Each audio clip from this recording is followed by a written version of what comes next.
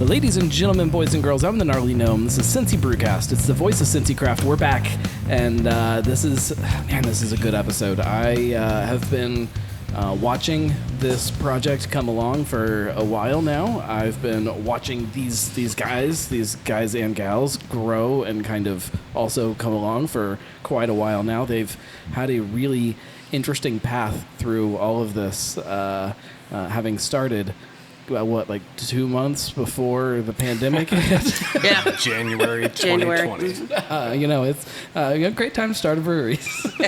But it seems like it's all worked out some way. And I don't know that if when you guys were opening, if you had told me, you guys wouldn't have told me this because I don't think you would have known it either, that within, 3.5 years, you would be sitting here in this space, and that was kind of the plan the whole time. We always wanted to expand into a tap room.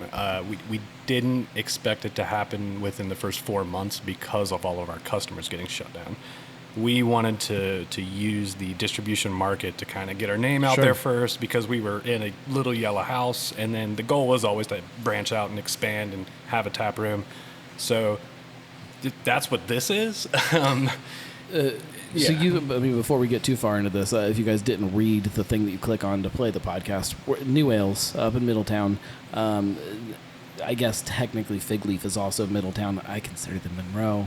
Send me your angry emails. You guys are now the Middletown brewery after Rolling Mill was forced to kind of close. Although I've heard some rumors that there might be something happening there. So, who'd you get your rumors from? We can't talk about it on here. All right. So you guys start in January. So you didn't plan on there ever being a tap room in that building? No. That building this was just a stepping stone to kick things off, and then from there we're going to move to something like that. Was something this size in this that was vision? kind of like what we wanted to do once we opened a tap room. The timeline of COVID and everything kind of screwed us up, and now we're back on track. I think this is where we wanted to be. This is about the timeline we wanted to do it. Right. Everything for the past 2 years, though, having a beer garden and stuff is just icing on the cake at this point. Let's run around the table. Everybody introduce yourselves before we get too far into the weeds here. We'll go this way, and then this way. So I'm Wes, the brewer, owner, construction manager, procurement, operations, everything right sales. now. Yeah, it doesn't matter. It's just I'm the catch-all. And then to my right is Jeremy. I'll let him introduce himself. Jeremy Lukinas. I'm the owner of Steel City Pizza. We're working out of the space off to the right of New Ales. Essentially, right on the tap room. I guess. Yeah, we're connected to the tap room. Different spaces. It's the Mad Tree vibe. Yeah, it feels even more connected than that to me. Like, it feels very much like a part of the tap room, where I don't get that same vibe from Mad Tree. Maybe it's just because Mad Tree is so freaking big at this point that it doesn't feel that way. But I almost like a 16 lots. Yeah, I think maybe bit. more Yeah. of 16 lots than Mad Tree. and that was what we were shooting for. I mean, we wanted it to feel like the same thing. Yeah, that's hard to do sometimes, and also kind of. I imagine from a business owner's perspective, sometimes a little scary to do, because you're putting a lot of trust in each other's businesses that you're not going to screw things up. Sure. If somebody comes in here and has crappy pizza, or somebody comes in here and has a crappy beer, that reflects on both of you guys. It was on me to figure out the great pizza, because we had a delicious beer brewery and a great team. It was kind of New Ales that encouraged us to think this through and come up to speed and practice a lot and come up with an equivalent product to what they offer. Right. So. And you have. It's so far so good. Yeah, just a couple test batches, and we had a test batch actually get delivered to the OG brewery on First Avenue like a month or two ago, and it was. Went over there, dropped a couple pieces off, and like every person that was in there was just like, "What is this? Like, where'd you get this?" We call this pizza. Yeah, homemade. And I'm Beth, one of the owners of New Ales. I don't have as many hats as Wes does, but I help keep things moving. Team encourager. Yeah. I imagine you have to smack them around a little bit and keep them in bit. line. Too. A little bit. No. Supervision. That's where the creativity comes in. So I'll put links in the show notes to kind of the past episodes where we've told the story a few times, but kind of walk us through kind of briefly how all of this happened. How did you start from home brewing to deciding to become a professional brewer? Oh man, short story. Professional career took me into beverage factories, food and beverage factories. So dealing with the USDA, the FDA, that kind of stuff. And one of my bosses when I was and that side of it made you want to get into it? Right, I know, right? One of my bosses was a brewer in Pennsylvania for a co-man, and then so he just kind of mentored me, and I was around stainless steel every day. I wasn't dealing with alcohol, but I was cleaning, and that's all I did for the entire time I was there was clean and learn how to clean stainless steel. Right. So then when all of a sudden I went to the homebrew store, and I'm just like, what is this about? And there's like, everything. I'm like, well, that's kind of what I'm doing now. Like, I think I can make this work, and that's kind of how I got into it. So it's a little backwards than everybody else, but also the same journey. We all have the same journey. Every brewer's the same. So, if you could pick out one side of the brewing process that you kind of lean towards as far as what you enjoy, is it kind of that?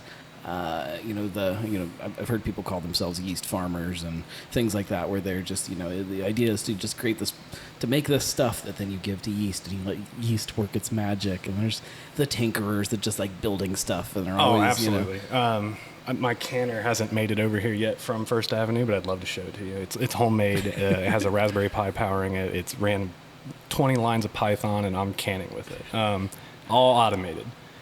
So yeah, I tinker a lot. I tinker with the recipe all the time. A remote control car servo. Yeah, remote control car servo actuating the valves.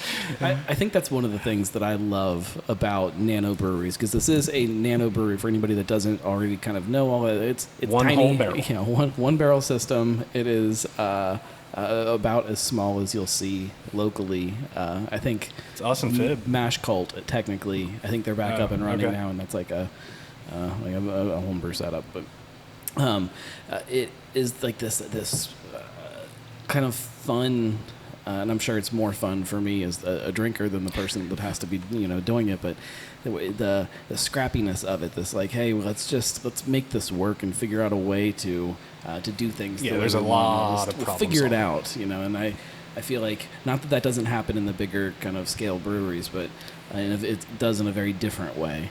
It's process control, I think, once you get to a certain size. Once you get to the size of breweries where you start having titles and you have a person in procurement, you have a person in shipping, you have a person responsible for operations, that's when culture starts to shift. Right. If you get more than likely, a lot of microbreweries are still kind of what I'm doing, where it's like one guy in the brew house, maybe another person in the cellar, and that's the division of responsibility. Right. Yeah. It tends to work. I enjoy it only because I only have to listen to me. Is there, but even like as you start moving into a space like this, is there a desire to kind of to go bigger on the brew house side? Oh, absolutely. I'm scared to death right now. Of what part of that? So we're sitting in a pretty cool tap room, and I think the public, once they come in, sit down and try a beer, get some pizza with some homemade sauce in their hands, they're going to stay. Yeah. And that one barrel system is going to be put to the test. So, I mean, I might be sitting here turning 3-4 batches a day just to keep up, but who needs to sleep more than 4 hours? Yeah, I mean, we can remind me after the show. Like I was talking to somebody the other day, kind of about that whole idea, and just remind me. No, are you talking about like so? The way I said it, and the way I still think about it is, Brewhouse Size is probably your biggest piece of money investment-wise. Sure. And I don't want to spend $300,000 on a 7-barrel brew house that is sitting idle 90% of the time. Right. I'd much rather turn my 1 barrel 17 times a week because it costs so much less other than labor, but I'm free. Well, there's that you have to find that perfect sweet spot in there is what's tough, and that changes over time. That kind of goes back to the hardest part is that it shifts and it changes. That kind of goes back to our bigger brewery talk. I mean, you look at Rheingeist, I'm pretty sure they're 30 or 40, but they're turning it 3 shifts of brewers. They, I think that in the main tap room, the pilot system is 20. Their main brew house, I think, is a 40 or a 50. Okay. But then they have the 10-barrel system over in the innovation space, which is cranking out a ton of stuff to kind of keep all those other taps. Yeah, that's what I need is some innovation. I need a small brew house that I can practice on. Just a little 5-gallon system. 5-gallon system. Put a stove behind the bar. Put it out in the garage or put it out in the parking lot. As you guys have grown, other than just keeping up with it, like what are some of the other fears that you're coming into with? Because this, in some ways, this is not that big of a change for you guys. Obviously, the brew house is the same brew house. You guys aren't learning a new system. Right. You know what you're brewing. You're not dealing with that. It's same water, all that stuff. Yep. Yep. Same customers. You're not trying to come into a different city and be like, hey, we've been doing this thing in Middletown. Here we are. You're dealing with the same people. On the other hand, this is a very different space than what the other one was. Bigger tap room, bigger costs. I mean, that's a big fear for me. I mean, and I think Wes and Nikki would agree. We got to keep the lights on. I mean, that's the most important thing. We had some comfort in the old house with the owners of that building and that sort of thing, and the bills weren't as big as they're going to be here. Right. So same customers, but we want more customers. I'm pretty sure our last gas and electric bill was rent at First Avenue. Yeah. Yeah. Right. So you look at finances. I mean, that's a big worry for all of us. I mean, Wes is full-time here. Nikki and I both still have our day jobs. Fortunately, that helps keep things going for us at home. But at a certain point, though, you hope that can start to shift also, right? Every day. It's coming. Yeah, it's going to happen. It's coming. Here. It's going coming. to happen anywhere. It's going to be in this location. It's a great location. We're surrounded by our customer base. We have young people in every direction down here. So to give people an idea of where this is, downtown Middletown, where the distillery is, you are just kind of the backside of that block. Is this still part of the Dora district here? So you can walk back and forth. Like you can, it's still right. It's right in the heart of all of that. And we just got a prime steakhouse like 2 blocks away. The city just paved the roads. You just need a big sign on the back of the building that says "We make beer here." We've talked about just putting the words beer and pizza in a big arrow. Yeah. No more complicated than that. Just every once in a while, just shout out the back. Because people are asking. The word is moving around town. There's something like this going on. Yeah. But we've been very secretive about what we're doing. We've had the windows boarded up. We kind of worked quietly because every single inch forward, we're like, is this going to work? Is this going to go? But, and now it's finally like, we're in the last final steps. It's like, oh, it's going. No, we're going. Yeah, you can't stop now. Can't stop now. The what I think is cool too is that you got once the doors are open here, like you're gonna have people that walk in here that just had no idea that you guys were brewing over there, that you even existed. Like this is gonna become bigger. Yeah, the brand's gonna change a little, just because there was a lot of people that came into First Avenue and they're, do you guys brew here? Yeah. I'm like, well, yeah, it's a brewery. I know it's hard to see the brew house. It's in the back and downstairs, and there's grain. There's 1 barrel I had to sit on to brew, if y'all remember that. But yeah, you walk in the front door and you're hit with the brew house immediately, in your face. The neighbors thought it was going to be the Social Security office again, because this building has had a couple different iterations, and one of them was the Social Security and Welfare office. And I walked over to the store to get something to drink, come back, and a guy stopped me on the sidewalk. He's like, hey, what's going in there? And I said, a brewery and a pizza place. He's like, oh, man, I thought it was going to be the Social Security office again. And I was like, he'll no. be the only guy disappointed. It's like, no, it's not. It's definitely not that. That's funny. It's, I guess, better than what people could have assumed when they saw equipment rolling in and, oh, man, it's a meth lab. It's a high-class meth coming out of it. Walter White. How does kind of making this shift into here, how does that change that direction going forward, how you guys kind of direct where you grow, how you grow? Because to be kind of as frank as possible, that first year it was less about you guys directing where things were going as just kind of hanging on and just doing things right, and that had to be done. It's almost what I'm used to now. The tap room had to open it. Right. You had to sell beer. Still kind of like I just kind of moved in and painted the walls, and I'm like, all right, we're open now. Like, the let's beer fill garden hours. had to happen because he had to sell beer. We called a dude. He came and bulldozed it. Like, I've never had the opportunity to plan before, so I'm really hoping something crazy happens and it forces me to do something next, because that's apparently the way forward. Something a little less crazy not than last COVID. time. Yeah, not COVID. No. No. Please no. I don't know. Maybe not a global catastrophe, but something else. something a little less Something terrible. a little less. Tone it down a hair.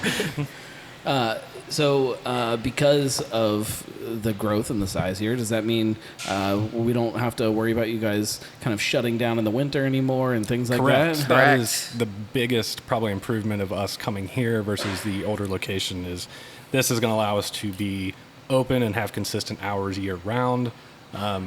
Things like trivia that were previously only in the warmer months and only if the weather allowed will now be like consistent week to week. That allows us customers to come back and have a routine and just. You're scaring the hell out of me, man. Quit it. Have that effect on people. You're just. Well, are you prepared to sell all the beer you can brew every day? We I mean that's definitely like that's the goal is to exactly what you're brewing to be. That's exactly what you need. Yeah. But that's not the way it works out. And me and Jeremy's had this conversation before, and I just look at him and I'm like, man, you're lucky. And he's like, what do you mean, you're lucky? And I'm like, yeah, I get nights off. He's over there going to be cooking pizzas, sweating, being miserable when we're open. Right. And I will be doing that 2 weeks in advance. So it's great when we're starting out and opening a new business for him, because he can go the night before and make 800 doughs if he needs to. I should have thought about that 2 weeks ago. So it's There's not much you can do. right. How does this change? Or I guess you probably don't really know yet of push back heavier into distro versus taproom. For now, we already have reined in our distribution to basically a handful of customers that are really local, and we'll probably just keep it that way. We're going to eventually have a soft opening. Our soft opening is probably just going to be switching locations, keeping the same hours. So only open like a Friday, Saturday, Thursday kind of thing. Right. And then once I can get completely caught up, make sure that our walk-in isn't about to shut off at a hair's notice, iron out the kinks, cover up, the stains in the floor, then we'll think about having a grand opening and actually expanding the hours to normal brewery hours. Right. Yeah. Let's shift a little bit. Let's talk about the pizza. Tell me about number one. What kind of pizza is it? Are we talking? It's gonna be Neapolitan pizza, and there's a big rift with that. A lot of people don't like Neapolitan. Some people like Neapolitan-ish. There's been lots of customizations. I need some to definitions. Neapolitan pizzas has a specific recipe. It's almost like a government body that mandates exactly what the ingredients should be. And the ingredients are flour, salt, water, yeast. That's it. It's a very basic recipe, and those are the hardest ones to master. It's to be cooked in a high-temperature wood-fired oven, mixed with a certain kind of mixer. The Italians are very specific about exactly what they want to see, and they have a certification that goes with that. And we're trying to track as close to that as possible. We're not a New York style, so it's thin crust, wood-fired. 10-inch pizzas. If you've been to Old Scratch or up in Dayton or Joe's Pizza over in Milford, those are going to be your Neapolitan pizza styles, and that's it anywhere around here. It's a hard pizza style to do, so people will always say their pizza's Neapolitan-ish because they're trying to get close to it, but it's a very difficult thing to master. There's people in Italy who have spent their entire lives, third generation, trying to master it, and we're trying to master it in a couple of weeks. I'm excited. That makes it sound fun. Yeah. There's been lots of long nights here, late at night, cooking pizza on making pizza on plywood tables. It was 3/4 inch. That's pretty good. Yeah, on sawhorses and at night. One cutting board. Yeah, one cutting board. We've done lots of practicing. So Neapolitan pizza, it's about freshness. It's about all the pizzas will be single name ingredients, right? When you look in a can of tomato sauce at a popular pizza chain, there's 10 different things in there. Right. We want one thing, tomatoes. We want one thing in the flour. We don't want 15 ingredients in the pizza. We want each layer of the pizza to speak for itself. So right. the crust to taste delicious and like bread, and we want the tomatoes to taste like tomatoes, and we want the best cheese we can get and the best basil we can get. We want it to be as fresh as possible. Because right now in Middletown, we have a lot of great restaurants coming in that are tracking that way. When I first moved here, there's a lot of fried food. And now we're tracking a little bit more like Cincinnati and Dayton and Columbus, some of the right. bigger urban centers where we're starting to get some fresh food because people are paying more attention to what they put in their bodies these days. Right. So that's our goal, is to give people the very best, freshest product we can get. Anything else on the menu or just pizza? So we've got a couple things. We have something we refer to as the garlic knot problem. I spent 20 years curating a recipe and studying this particular business, and I went to a pizza place down in Florida and came across this place called Paulie's, and they had these garlic knots, and I was super enthralled by them. So I'm watching them make them, and I'm like, man, someday I'm going to get a pizza place. I'm going to make those. And I think it was the first night we were making pizza here, and all of a sudden he's like cutting up the dough and rolling it weird, I've been like waiting. a taco, and I'm like, what are you doing? I've been waiting to make these, and for like 20 years. And I'm like, okay, here we are. Everybody's busy eating pizza. We would invite 5 or 10 people. We're drinking beer and eating pizza. And I'm like, I'm going to make these, garlic knots. And we basically take the pizza toppings and put them inside and roll them up into little croissants and slather them with garlic olive oil. Right. And we cook them in the pizza oven. And the problem is everybody likes those more than the pizza. But they're difficult to cook in a wood-fired oven, so we're trying to figure out exactly how to keep up and do that. We can cook them in the oven, but we're trying to come up with a solution to that. But we're going to have a cappuccino at some point. We'll probably do like a calzone of some sort, but we're going to keep it super basic. Right. We don't want a million things on the menu. We want a handful of things that are just super, super delicious to complement the beer that's through the next hallway over. Right. That makes sense. And like you want, when people talk about you want them to talk about who you are. You don't want to, when somebody, related to a brewery, if you have this brewery that you love, you're like, oh, have you ever been there? And they're like, oh yeah, that place was great. Their trivia night was the best. Right. That's the thing they remember. Yeah, there's always like, one thing. Yeah. But that was the thing. Like, that's great, but what about the beer? Like, what do you like? It's just you want to be known for your thing. Yeah, it's hard to not overshadow yourself. Yeah. And I'm a food crazy. So I'm one of the crazy people that'll drive to Dayton or drive all the way over to Joe's Pizza in Milford. Trying to get what I'm looking for. Go down to Strong's in Newport. Like, there's a lot of good places like that, but they're far few and in between. Right. And this is bridging a gap in between Cincinnati and Dayton that just doesn't exist right now. Is there a fear that people won't get it for what it is? Interestingly enough, I was watching a podcast with the owner of Old Scratch the other day up in Dayton, and he said people came in, they initially hated the pizza. They thought it was terrible, and we had a lot of negative reviews, and he said eventually we found our customer base. I think if Steel City was a standalone business and we just popped up in a building and we're like, okay, let's cross our fingers and see if Middletown is just going to buy what we're selling.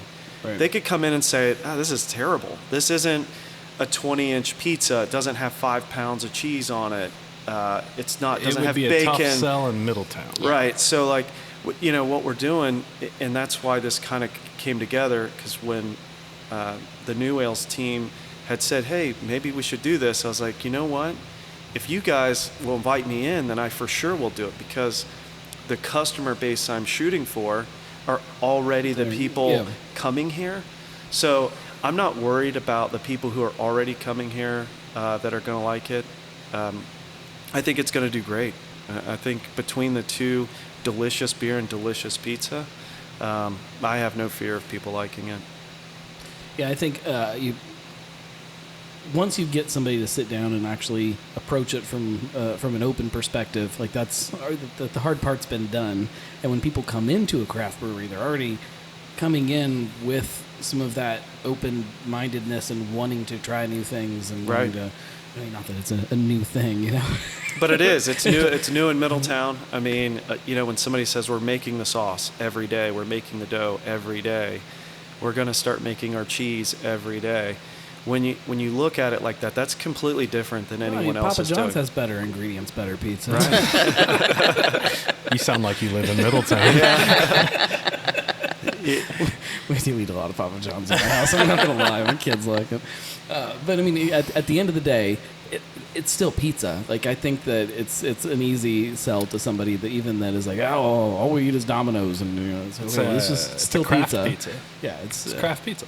In the same way that I think with beer, even if somebody is a die-hard Bud Light drinker, you can still get them to sit down at the bar in a craft brewery and be like, yeah, well, just try some of this. I'll give you a Kolsch right now. Yeah, try some of this. You might be surprised. And I actually didn't drink beer before I met the New Ales guys. They have that effect on people. Yeah, I didn't. Changing minds, one beer at a time. That's right. I was one of those people. I know that's your guys' mission statement, and I was one of those people. So it's neat now as I see people come in, and I'm sitting there as a regular, getting to see people come in who are like, you have anything like Bud Light?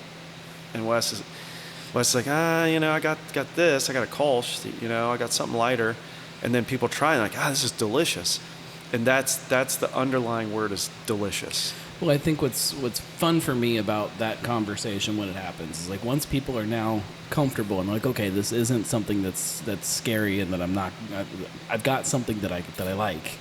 Then they start to get more open to try other things and to find other things that they would not have liked otherwise. They might like, oh yeah, IPAs are not what I thought they were. Like, oh, I can have a soft fruity IPA or this bracing bitter thing. It's but they have to have that comfort first and know that they're going to be okay. They're going to have a fallback. Yeah. And just like New Ales goes out on a limb with some of their beers and how they craft them and put them together and the names, we're doing some similar things like that. When you think Neapolitan Pizza, you think a margarita, cheese, something like that. Yeah. But we have a breakfast pizza that we've been working on. Here he goes. He's not telling anyone ever, but he'll tell everyone. You have to sign an NDA. No one can tell anyone. But, it's not original, but we're going to put a Cincinnati spin on it. Ooh. And one thing that we can't find anywhere on a pizza is Geta. And we were sitting one night and we were just spitballing ideas, what kind of things can we do? And I was like, I've been wanting to do like a breakfast pizza. You are speaking my language. And we were like, what would it look like? And we're in there with like chalk on the wall, like trying to come up with a name and how would it look. And we came up with a cream base with over easy eggs on top with spicy Geta and a drizzle of maple syrup. That was Steve's influence. Oh, yeah. I think Steve was here. Steve is a local guy, a regular customer. Cooks maple syrup. And he's like, I got a bottle in my truck. Let's just go put it on top. And we're like, all right. So we came out with this pizza that has over easy eggs, spicy Geta, a little bit of cheese, and with a drizzle of maple syrup at the end. God, and it sounds good. It's mind-blowing. There was very briefly when Wiedemann was doing their pizzas, they had a Geta pizza, but it was not like breakfast Geta. It was like red sauce just with Geta and bacon and stuff, and it was good because I just freaking love getup. But the idea of going breakfast with it is, of course. We don't know if we can do it every day. It's hard to manage it. That might even make it better. Right, and we're thinking like a Sunday morning thing. We've experimented in the oven, cooking some other things, cinnamon rolls and Maple biscuits. breakfast stout on tap and a. Correct. I And love it's it. delicious. I mean, my mouth is watering thinking about it. Mine is too. It's good. It's just, again, it's difficult to sort of time it out with trying to get eggs to stay over easy in a 900-degree oven. Right. Is a process. So we're trying to hone that in, and we will figure it out because everybody that's had it loves it. Man, that sounds good. Speaking of delicious and things that make my mouth water, we didn't talk about what we're drinking because we got sidetracked from very early on. We got to talk about beer. It's a podcast I was going to say the about beer. bartender's walking around right now if we need something. You started me off with a dark lager. Yeah, it doesn't have a name. We made it and put it in kegs, and we got to figure out a name for it. It is good. It's smooth and easy drinking and just light enough. I believe that was the last brew at First Avenue before the system moved to the new location. So congratulations, you're the first person to have it. It is really good. This is definitely right in my wheelhouse of what I lean towards when I'm grabbing a beer. It's also my first beer in a couple days because of the chaos that I've been living, which I will spare all of you the details, but food poisoning, that's all we need to So that beer's going to hit hard. It's really good.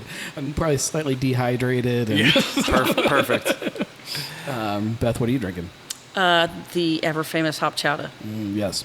So New England IPA. I don't know any more about it other than that. It's the staple New England that I try to keep up on tap the entire time. There's only real two beers that stay up all the time. It's the New England IPA hop chowder and our Imperial IPA, still not as bitter as your X. Other than that, the menu basically rotates the entire time. That might change in the future. We'll see. That's one of the beautiful things about a brewery this size too, is that it can change for a period of time and then change again and then change again. Like you never really know what you're in for. Is somebody that runs it or somebody that comes in and sits at the it's bar. kind of like pouring beers out of the tap right now because we have no handles, no numbers. I have we no got idea what I'm 7 beers drinking. on tap. We don't know. It's random right now. You have to go up there and taste because this is the second day the walk-in has been pouring beverages. That one's probably in theory also hop chowder, right? I have no idea. It looks like it. It looks like it. You can taste it, see what it is. I already know. You already know? Yeah, I can tell by looking. I've come into New Wales before, and I'm like, oh, I can't wait to get some hop chowder. And I walk in, and every beer is sours. And I'm like, okay, I guess I'm learning to love sours this week. And then the next week it's something else, and then it's always ever changing, and they're just always delicious. See, I actually kind of, I would prefer that in a lot of ways. Like if I walk into a brewery and there's a dark lager on tap, that's probably what I'm ordering. Unless somebody is there and is like, hey, have you tried this yet? You should try this. And I'm like, oh, okay, I'll try that. Or, I kind of want people just to make me It's drink fun. things. I just, because I you get into your comfort zones. Try to drink as many things as possible. Try and try everything. The newest trend is always what I'm going to pick. Cold IPAs were disappointing. But Disappointing in just what they were, or just 'cause it's not a real thing, or it was a high. Yes. Do you remember India Pale Lagers? Yeah. That was the same thing, I think. it depends who you ask. And then that was the other thing. Who defines these beers? Like, if I design the recipe and I come out with a Wes's New England IPA, and 800 other breweries start making it, That becomes a thing. and I set the rules, though, do I like put it in the BJCP guidelines? Like, I want this much alcohol and this much bitterness. You would have to wait. I think.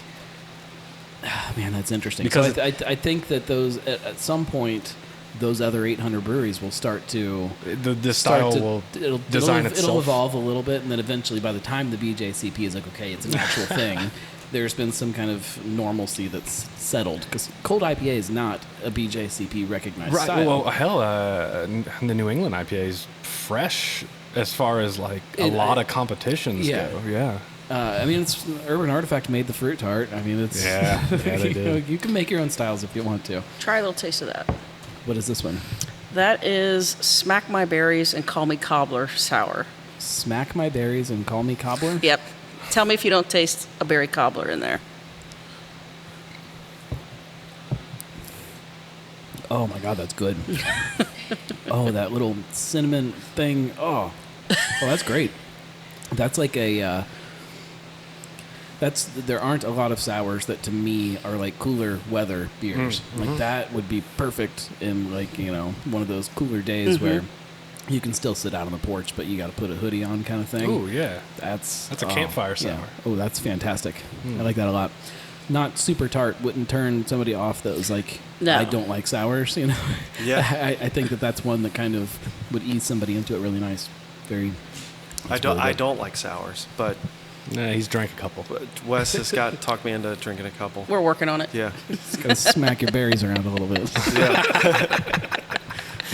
No, my girlfriend's completely addicted to sours now. She didn't like them, and she fell in love with them. So now that's all she wants to drink. There is something like, I can remember the first time I tried a sour beer, and I hated it. It was a lambic, so it was very very kind of extreme as far as what it was. But man, it was like I don't know about this beer exploration thing I've been playing around with anymore. There's terrible beer out there. There's a funny photo of me. Yes, I know. Drinking a sour. He's got the bitter beer face from like the '90s Budweiser commercials going on. Keystone. I think at Is it Keystone? Yeah. At some point, some of these beer styles like that you don't like your first time, like you do kind of have to smack your palate around a little bit and kind of get it ready for it. People have said that it was about beer in general, that it's an acquired taste. I disagree with that, but there are some styles that I think came over time. Let's talk kind of a little bigger picture about this location. Why? The big why. I think you asked me that question on like the first podcast back in the day. It was like, why Middletown? I think was like the first thing you said when you said that. Probably. It sounds like something I would do. But as far as moving into this new spot, so it had to happen simply because customers are beating down my doors 2 months out of the year, 3 months out of the year. Yeah, we couldn't go another winter in that spot. Right. We did not want to leave Middletown. The thought had crossed the plan a couple times about we reached out to Hamilton and stuff. Yeah, I was going to say, did you talk to anybody else? We talked to a couple different cities. At the end of the day, we wanted to basically show up for our customers. They've been here for us for 2 years. We have some very loyal customers that I could throw a rock and hit their house from the First Avenue Brewery. I did not want to uproot and abandon them. We're already in an underserved area. Rolling Mill just left. It's like, I'm not that type of person. Unless Hamilton is going to write me $1 million check and pay for the brewery, it's and send a shuttle up here to bring people down. Exactly. To the brewery. I'm just like, I'm going to stay in the area that we've already got roots here. So It's the regulars. yeah, I'm not going to change that. It's the vibe. It's the New Wales vibe. It definitely is the vibe, and I think Wes hit it on the head when he said they're as loyal to us as we are to them, and we don't want to go anywhere else. This space brings us downtown. It doesn't afford us the outdoor space just yet that we our customers have grown to live in the beer garden, but we'll get there.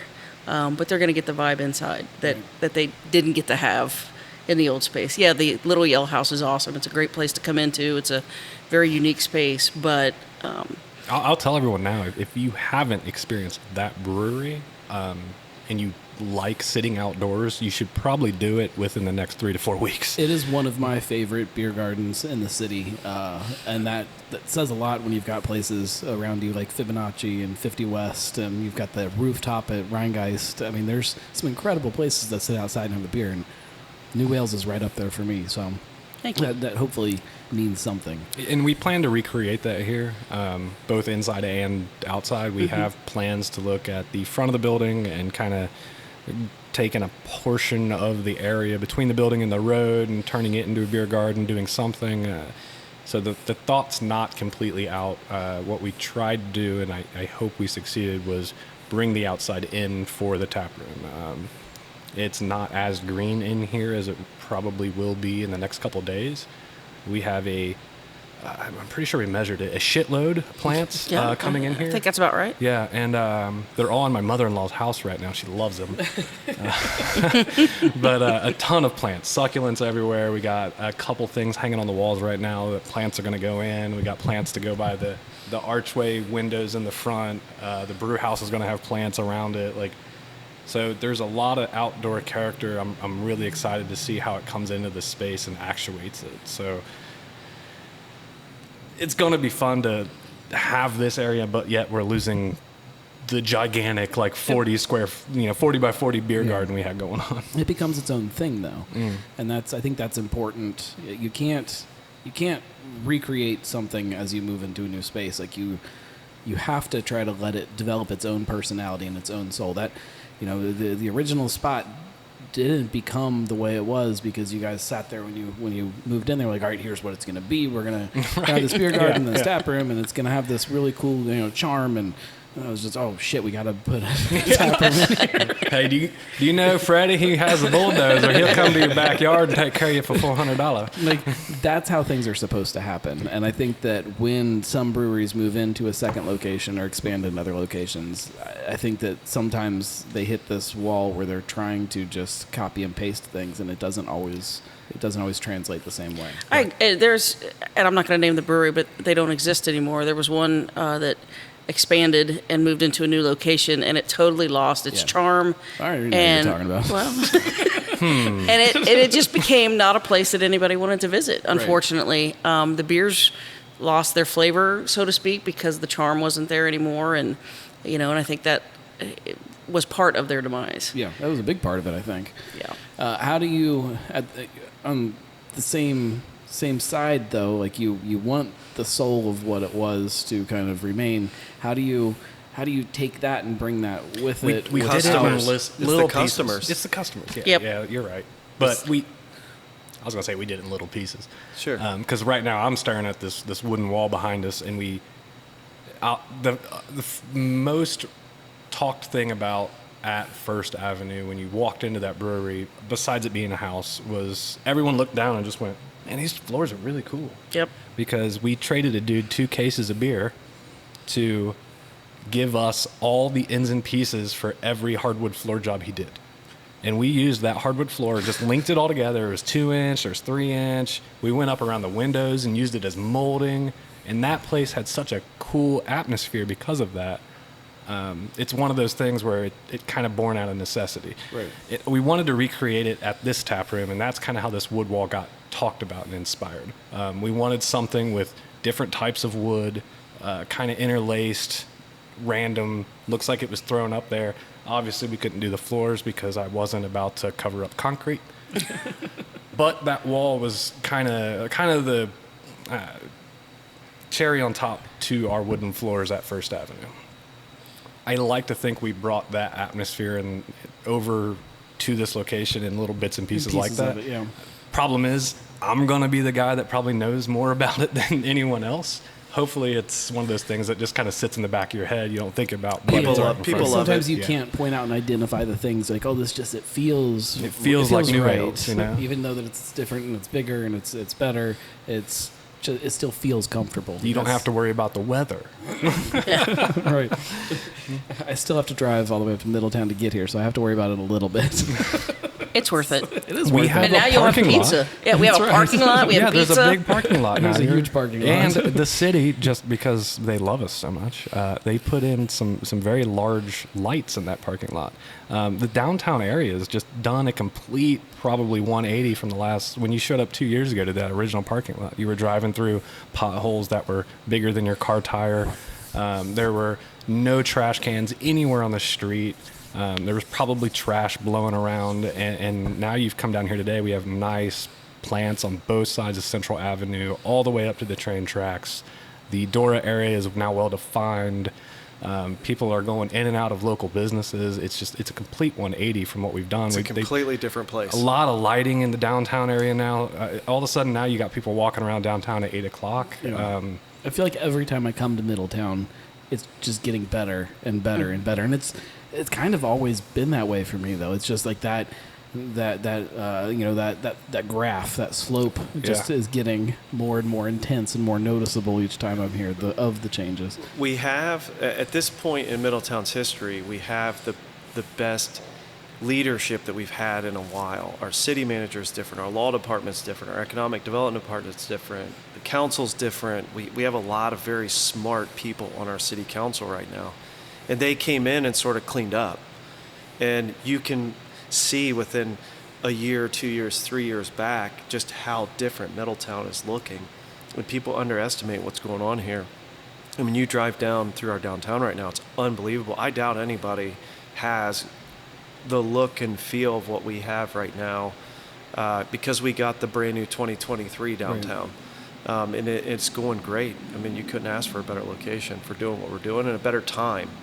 You know, this is going to be a summertime where they're outside right now paving Central and putting lines down with brick pavers and irrigation and beautiful landscaping. And then we're going to come right behind them with stencils and arrows, give some directions. Here, pizza. This is a great time for us to open a business here. I'm so excited to see how much this place grows coming into this, because I think it's going to blow people away when they see. I mean, there were plenty of people that loved the old space, but there were a lot of people that would come in and say it's just too small for us. Like it's not enough space for us to kind of. I like to think that we've tried to plan for that. If you're on YouTube watching, then you can kind of see the brew house, and if you know what we started with at First Avenue, we didn't buy any more equipment. So everything that's over there looks a lot smaller was now. in the back of First Avenue, hidden away. Yeah, I don't know how it fit, but we're definitely got a lot of room to grow. That's it. If you had to carry it back over there and fit it back in there now, I don't think you'd be able to get it back in there.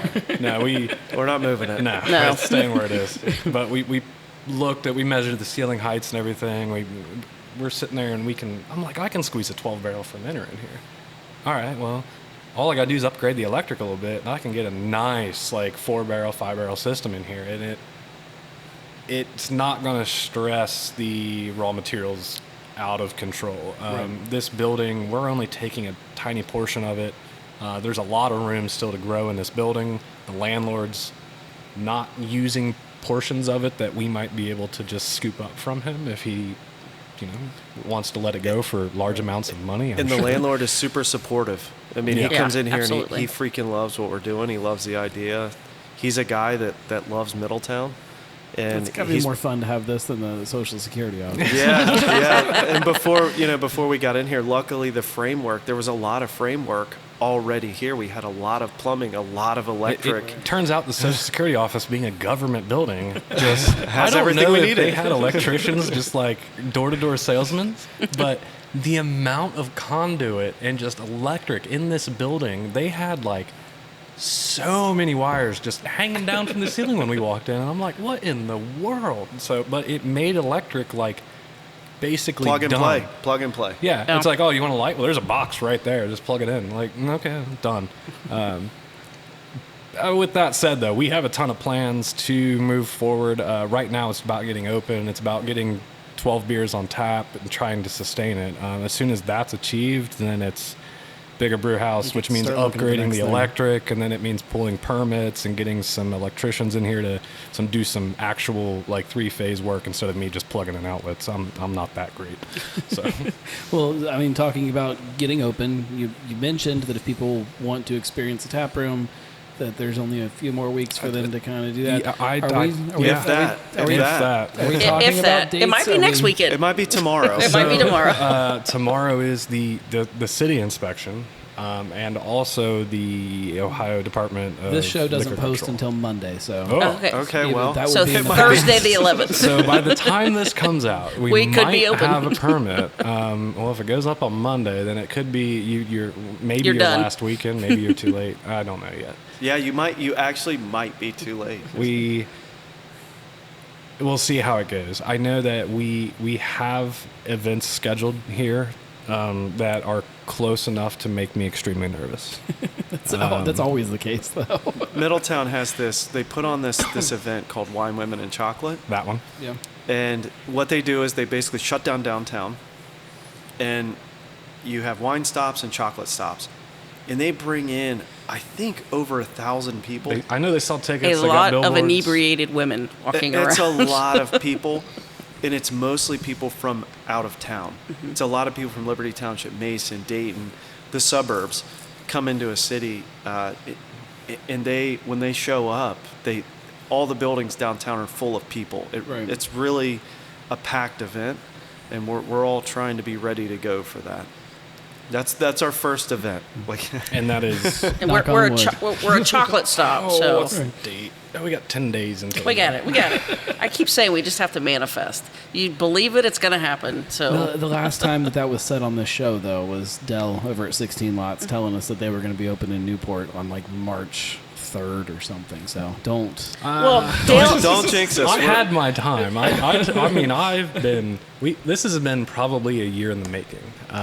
It literally has been a year in the making. I think it's been 10 months. Okay, close enough. But it really has been 4 weeks. I mean, just between finding the space, for us looking at spaces, it's going through architects, going through the city, one thing after another, and now we're finally sitting here, and we'll see what happens. And oddly, this is one of the first places we looked at. We've already signed the lease, so I guess I'm okay saying it, but it was the only option. And in the downtown area, which we wanted to stay downtown Middletown, there are 2 buildings, maybe 3, that would work for a brewery of any kind of production size.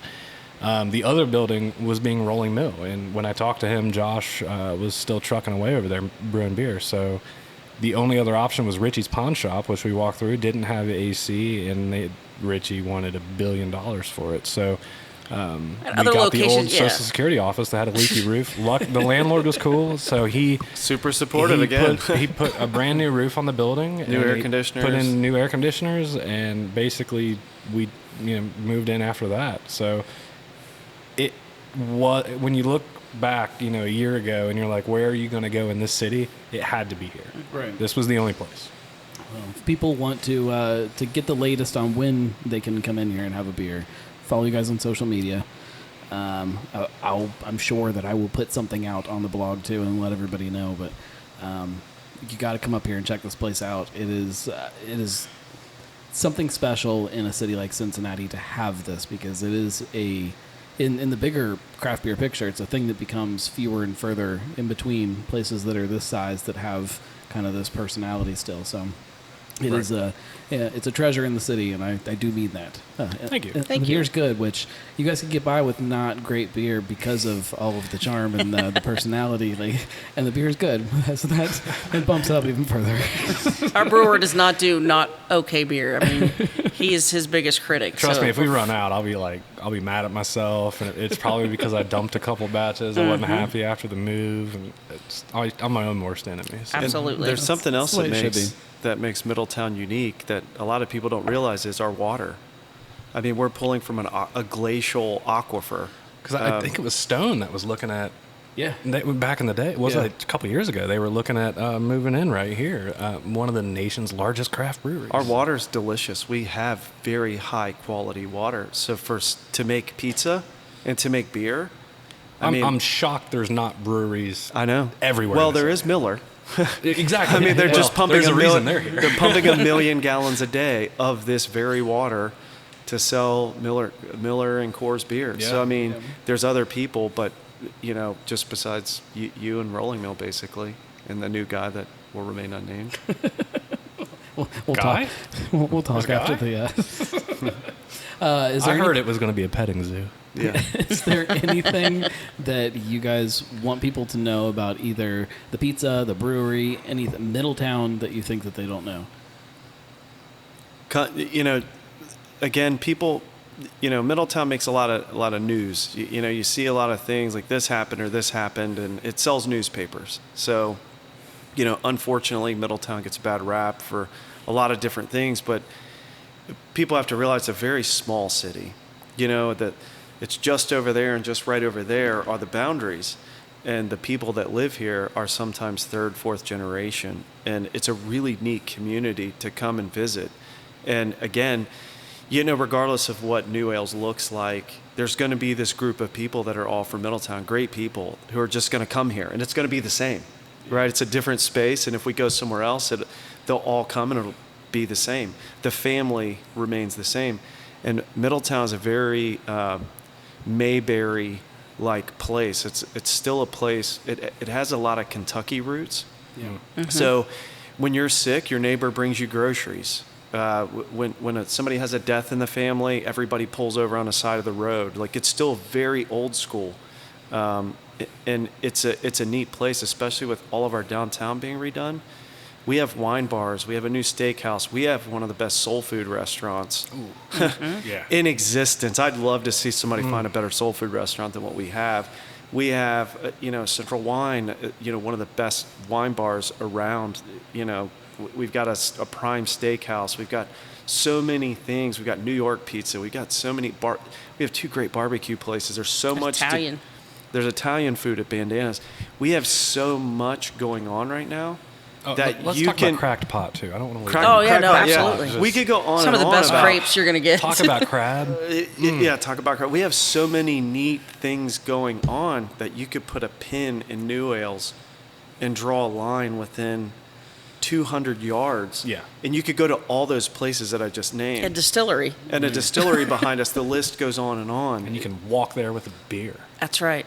And it's a great opportunity for people to come up, see something different than what they see in the newspaper, and learn a little bit about Middletown's culture. It's a very diverse city. There's literally everybody. There's without any exception, there's every human being represented here in good numbers, and that makes it a lot of fun to hang out and be here. And you can't beat it where we're located at, being right downtown, right smack dab in the middle of everything going on. It's going to be great. And it's not next door to Cincinnati. It's not next door to Dayton. You're gonna have a little bit of a drive. I don't live in Middletown, but I work here, and I absolutely love it. And it's worth the drive to come and visit. The pizza's going to be worth the drive. The beer definitely is worth the drive, but it is about the culture here. Right. So, I think that's kind of what makes it special, though, too, is that it can still exist in its own little bubble that is Middletown. Yeah, and for sure. Not take on too much influence from the outside world. A lot of people from Dayton come through. When we're sitting there drinking, there's a lot of people that come in off the Dayton Beer Trail. Yeah. And every time we come in, there's somebody new, from Dayton or from Cincinnati. I found you on the ale trail, and Right. they don't wait till next year's book to come out. They keep coming back, which is what we wanted. I wish Cincinnati had their ale trail again, but because we could be part of both. But we do get a lot of Cincinnati folks. I know our pumpkin ale, when it comes out, last year they had, unfortunately I was out of I think I'm going to have to start brewing that next week. And we're very fortunate that, again, there's enough business just in the city limits of people that are willing to spend money. A lot of people do not realize there's a lot of old money in Middletown from third, fourth generation AK. People living in their great-great-grandmother's house. There's a ton of neat They got history paid here. off 20 years ago. Right. So there's a lot of people who are living their best life up here and having a great time, and will come and spend money and come 3-4 times a week, not think anything about that. And that's awesome that we can live in our own little bubble of Mayberry. And we appreciate people from Cincinnati Dayton coming in. I love that. I love it. Yeah. I mean, final words. What do I want to say? Come if you haven't been to the OG location, then maybe this coming weekend, if you're listening to this on Monday. It'll be this weekend. It'll probably be the last one. If you get the building permit Keep tomorrow, an eye on when we Facebook. get the building Nikki. permit Well, tomorrow. okay, we're manifesting. We're manifesting. Nikki's shaking her head. She's going to keep everyone updated. So When the building permit happens, She's on her phone paying somebody off right now. We don't have that kind of money left. it's sad but true. 3 slices of pizza and a 6-pack of beer. Come up, see First Avenue if you haven't. You don't have long. Then come see Manchester, see the difference, appreciate the difference. And then you can talk to me about floors over there. You can talk to me about walls over here. And then I'll take you around and show you all the different species of wood that is making up this tap room and how I built tables, how I built bar tops, how I poured epoxy, how we epoxied floors, just how we hung doors. It was just a constant 4 or 5 week rush of just general Cobbling things together. cleaning and construction. It was just, Wes is. I'm going to give Wes a little shout out here because not to take away from Jeremy next door, but Wes has been an amazing attribute to this. Without him, this wouldn't have happened.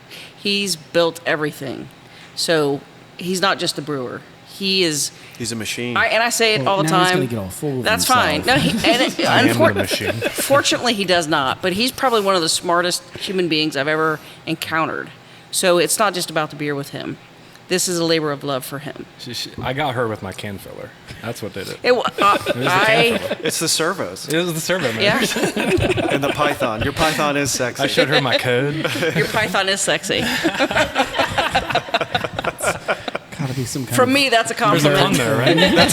That's a programming language for any children listening. I don't know how many children listen to this show. You gotta get Dad, the do we numbers have up, to man. listen to that again? Gotta get the numbers up. That's right. Well, I appreciate you guys taking the time out to sit down with me. It means a lot. I am so thrilled to see this coming to life and to watch how people kind of how they grow into it and force you guys to keep growing. Yes. Bring it on. You're not done with all of Absolutely. this, that's for sure. It's only going to keep evolving, and I love it. Thank you. Subscribe to the show if you don't already. Share with your friends. Go to thenarlygnome.com/support if you want to give me money. It helps. Cincy Brewcast, the voice of Cincy Craft. You can also give me money. I'll And- take yeah, money. we'll take money. Yeah.